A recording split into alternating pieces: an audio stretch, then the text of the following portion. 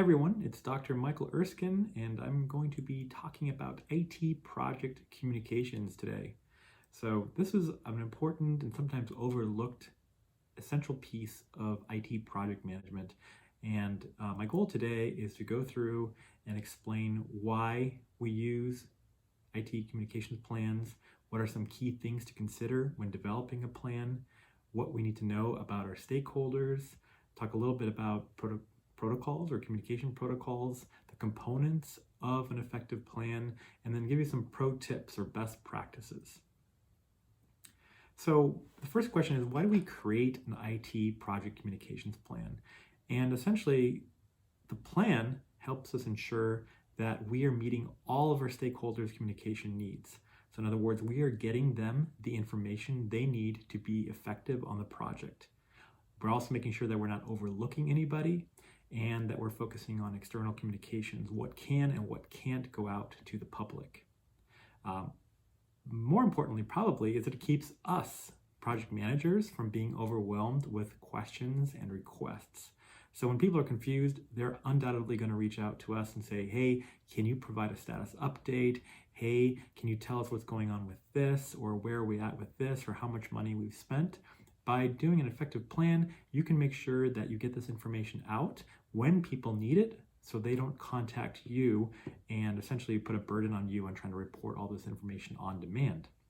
It also sets up expectations, so everybody knows what should be communicated with them, and nobody gets frustrated when they didn't hear about a certain update or if they weren't told about something, because they know exactly what should be going to them, and there are no surprises because everything should be clearly outlined in the plan. The other piece it does is it improves productivity for everyone. So teams know what's about to be handed off to them. They know where they're currently at. Your own project team knows where everything's at, and you can follow up and look into things that might be falling behind, or doing some sort of intervention and check up on things that look like they might be running into some problems. And then also it helps to reduce confusion across the entire project. By having really clear communications, everybody's on the same page, and there should be very little doubts in everybody's minds on what's happening with the project. And then finally, it helps us gather feedback. So this is going to be an important thing I'm going to mention a few times, is communications go two ways. So it's also about the project managers and the project leaders getting information from the stakeholders, not just communicating to the stakeholders. So these are the reasons we create IT project communication plans. There's a couple of principles I'm going to mention, and I'm going to mention them now and I'm going to mention them later on again. But basically, when you're creating a plan like this, to be effective, you want that plan to be clear. Right? There should be very little ambiguity in what is happening related to project communications. Also, it should be timely.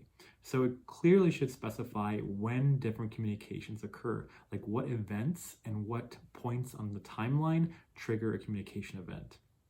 The communications should be inclusive. So everybody that needs the information should get that information. So it's very important that all the groups are identified and included in the plan. The other piece is the plan should be aligned with the overall project and the overall project goals. So it should not turn into this one-off thing that you reference and it doesn't really clearly align with the overall project. You definitely want all that tied together. And then, as I mentioned a minute ago, you want the plan to be bi-directional. So in other words, it's not just about your project team sending out information to the stakeholders, but also receiving information. How are you gathering these things? All of that should be addressed in the plan, and those are the key principles. So the very first thing you need to do is go to your stakeholder lists, and you want to look at each of your stakeholders and determine how do they want to communicate? Do they have any preferences? And those preferences could be email or Slack channels. Maybe they prefer Zoom meetings or even face-to-face meetings, telephone calls. You want to go and identify all of these different things. And you also want to find out how often these different groups want updates. Some groups will want daily updates, others will want weekly updates. Some of them will want updates, for example, on demand, or maybe even on a board on the wall, or they want to refer to something like a Kanban board. Whatever it is, you need to figure out how often they want the updates and how they want to receive this information. So once you have that figured out, make sure you're including all of the stakeholder groups. Sometimes there can be requests that are not realistic, so maybe you can give them some options and alternatives. So for example, if you're working in an organization that does not use a certain technology for whatever reason, make sure the teams understand that that's not an option that's available to them. And it needs to be realistic for you to include in the project as well. And then also identify who receives various reports. So, not just identifying the stakeholders, but also finding out exactly which stakeholders need specific information. And then again, with the bidirectional piece, don't forget your own project or your own leadership team, the information that's coming into you, when do you need it, and what kind of information you need. That's very critical that's identified clearly. Now, these are the stakeholder preferences. At the same time, you should also look at barriers for the different stakeholder groups. So some of these are pretty straightforward, but some groups may be very familiar and use the industry jargon and others will not. So if you're talking about things like raw metal in the data center, that might not make a lot of sense to groups in accounting or somewhere else. Whereas to infrastructure teams, that's very clear what you're talking about. There's also many cultural differences, and this is very important because we have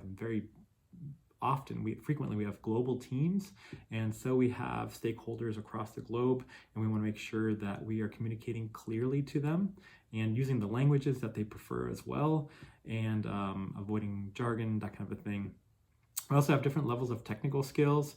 So if your team says, we're going to do all of our communications using Slack, you might have some groups that have never used that tool before and they feel really uncomfortable using that tool. So you could go through the effort of trying to train them and get them to form a habit of using Slack, or you can simply decide, we're going to use a different method, a weekly meeting or a phone call to provide them the updates.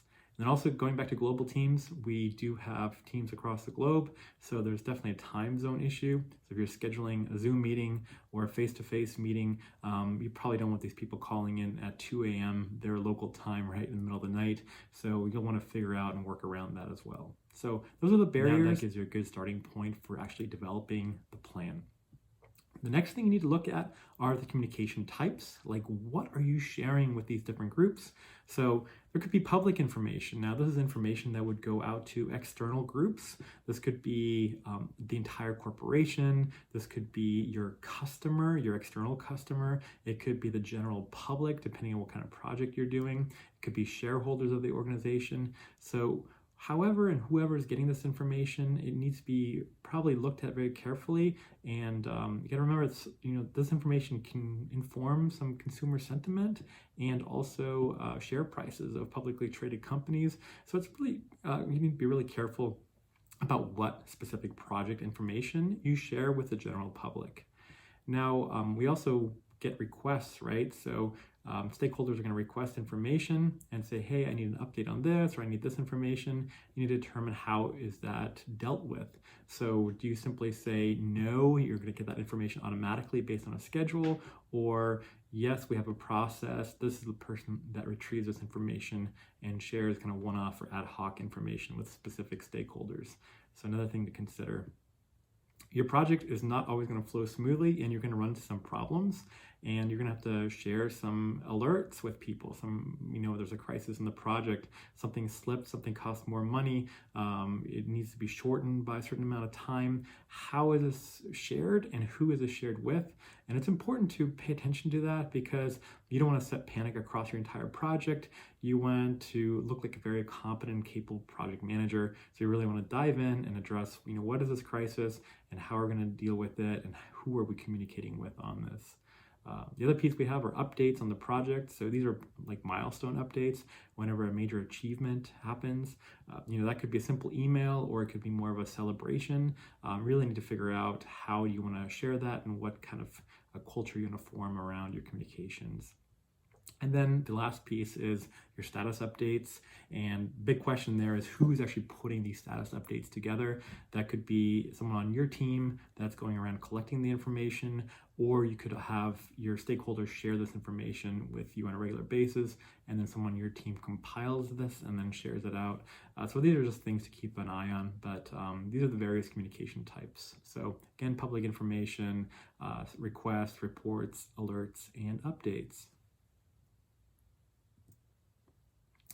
Now, the next thing you want to develop are going to be your actual communications protocols. And these are essentially the rules of communication for your particular project. And one of the things you want to first of all define is what's the style that you're using.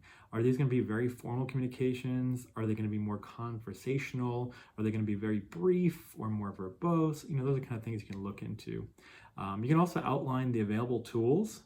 So, if you're looking at using something like Slack, Teams, Zoom, you want to list all those and decide whether you actually want to use them, what are the benefits and drawbacks of using each. You also want to establish specific protocols for different groups, but most importantly for those external groups, because you might have some confidential information or proprietary information that cannot be shared. And you might want somebody in maybe marketing or another area or legal that reviews the information that's shared with these external groups before it goes out to them. And that could include the general public, contractors you're working with, freelancers, or even vendors that you're purchasing from. Another thing that's important are to look at alternative or emergency contacts. So if something's going wrong and you contact the primary person and you're not receiving information back, it's extremely urgent. So who is the backup person that you reach out to? You might even form some sort of a communications tree, like you'll reach out to this person. If they're not there, then you reach out to the next two people, and so on, to really get that information out there in an emergency. And then the other piece is how is information gathered? I kind of mentioned that could be that you are actually contacting people or your team is contacting people to bring information back in, or it could be that you set up a system where information is shared with you automatically on a regular basis and you can deal with the exceptions. So if one team did not send you the information you need, you would only reach out to that one team to get that information. All right, so once you have all that, we can really start developing the plan. And essentially, when we look at a plan like this, we might have some introductory information that explains, the goals of the plan, what we're trying to achieve.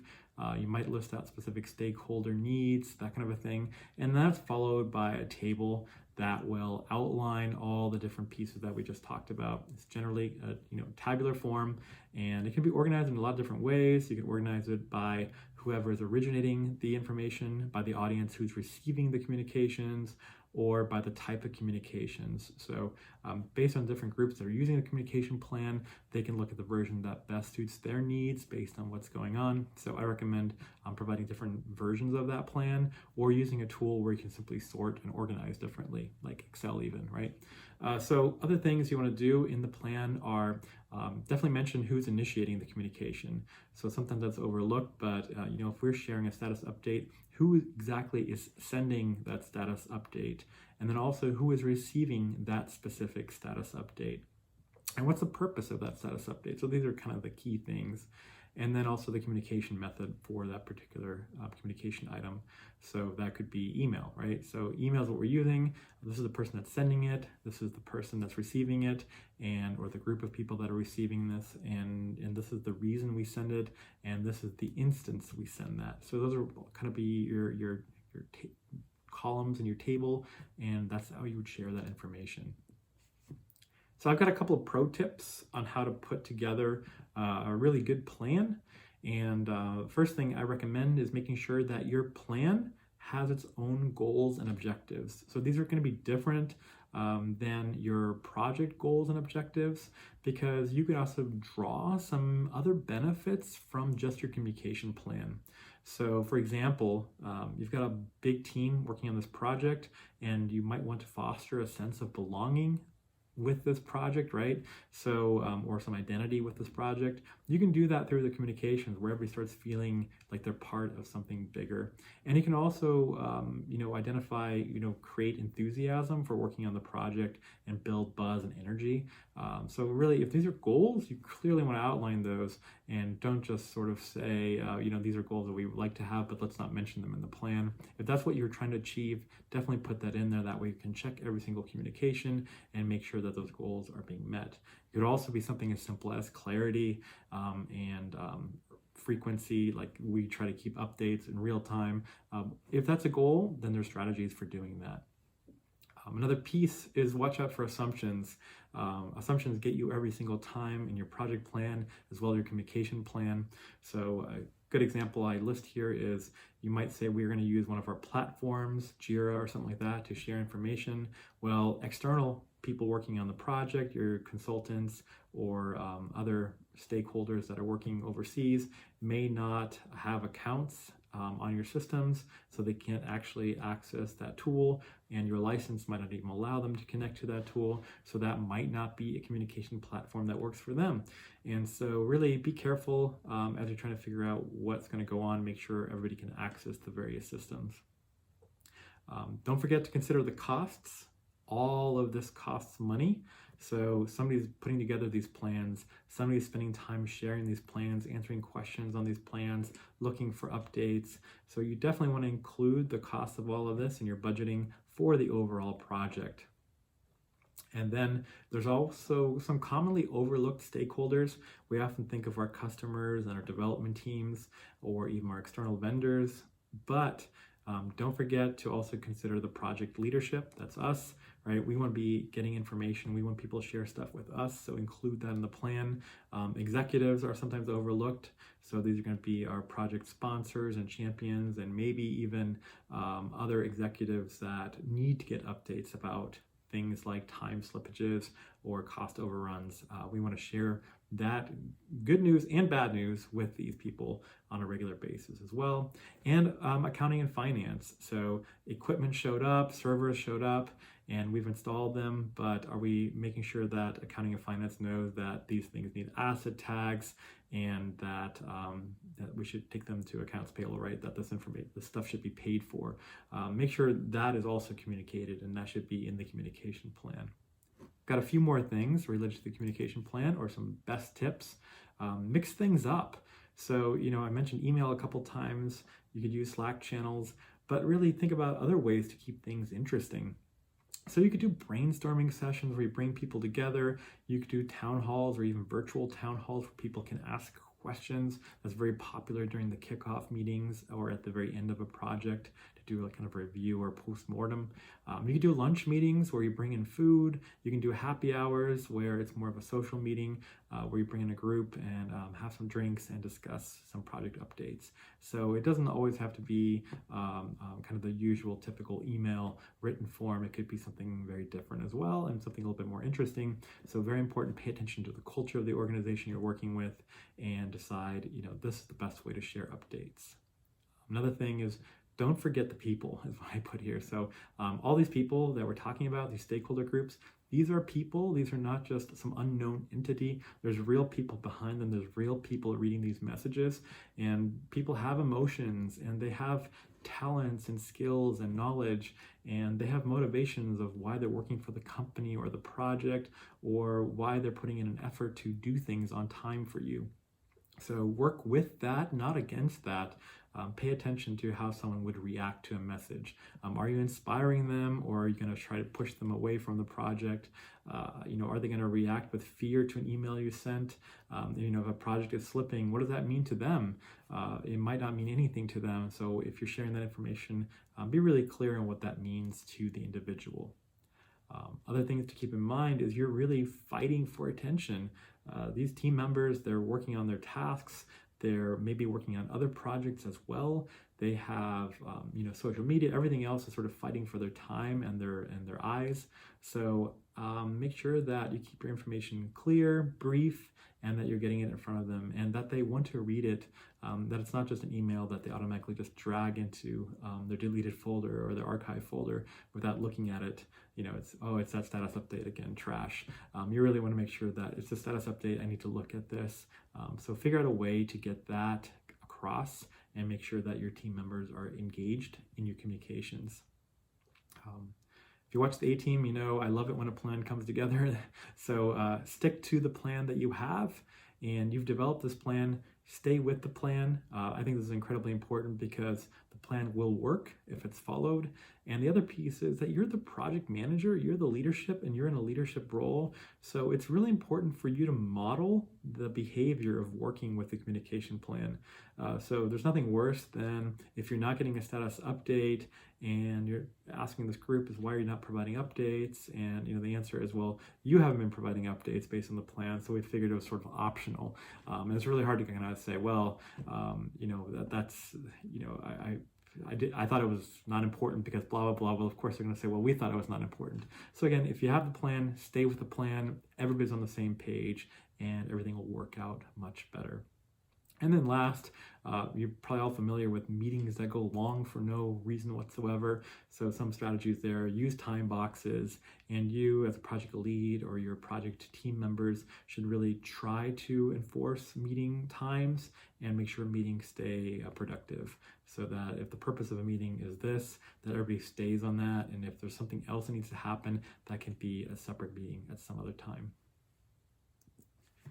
All right, so going back to what we said at the beginning, the key principles of your communication is very important. Make sure they're clear. There should be no ambiguity. Make sure they're timely, so people are receiving the information they need when they need that information.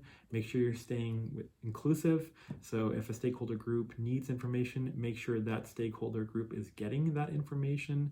Make sure all of the information is aligned across the project. So if there's something that they need related to a specific task, that they're getting that information, and that your communications are aligned to the plan. And of course, that everything is bi-directional. So it's not just you and your team sending out information, but also the information coming from the various groups back to you. So you and your team can put together those reports that are so important. So I know we just covered a lot, but essentially we talked about why we create IT communication plans or IT project communication plans. Hopefully that's very clear now. There's a lot of benefits to them. The key principles, we went over those twice because they really are important to doing effective communication planning. One thing we need to figure out is, what do we need to know about our stakeholders, who they are, what the preferences are, as well as what barriers there might be with communicating with them. We talked about communication protocols, so identified a few of them and how to create these protocols.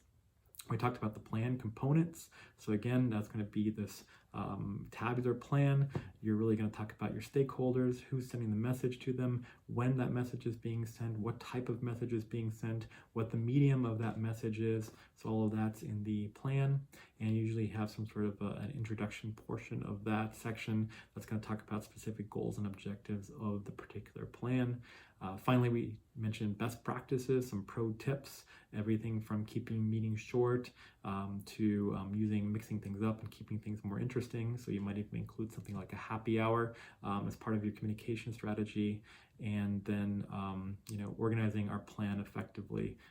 All the topics we covered today. So hopefully you found this presentation interesting, and hopefully this will make you a better project manager, or at least help you create better IT project communication plans. Thanks for watching.